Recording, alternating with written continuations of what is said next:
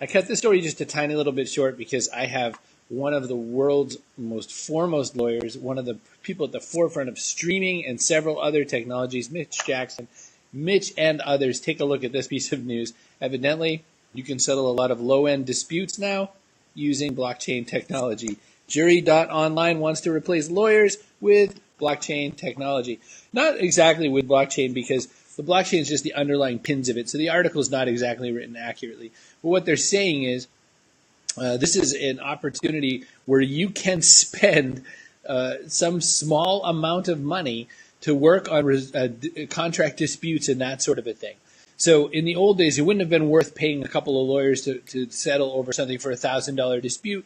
But in the average case on jury.online, it might cost as much as $100 to $200. And everything is done through the blockchain so that everyone sees what's gone on. All of the information is shared out there in a distributed format.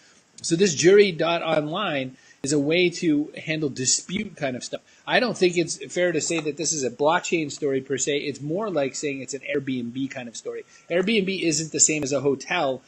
This jury.online is not the same as all the different reasons you're going to want to use the lawyer.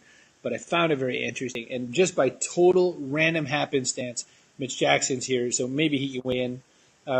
He says, it's looked interesting. I'm glad I stopped by. I love it. You know, the thing is, Mitch and other lawyers, Mitch works on some of the biggest cases, hundreds of millions of dollars kind of cases, and very expensive, important cases where there's somebody who's really been wronged or treated in a very bad way, and Mitch does whatever he can to bring justice to bear on this. That's what Mitch does. He doesn't want to do contract dispute law anyway, and for the matter of it only costing a couple $1,000 or something like that, that's not worth it. Not like he's above those kinds of things, but he wants to work on the kinds of projects that are going to help larger groups of people and that sort of a thing. And so that's important.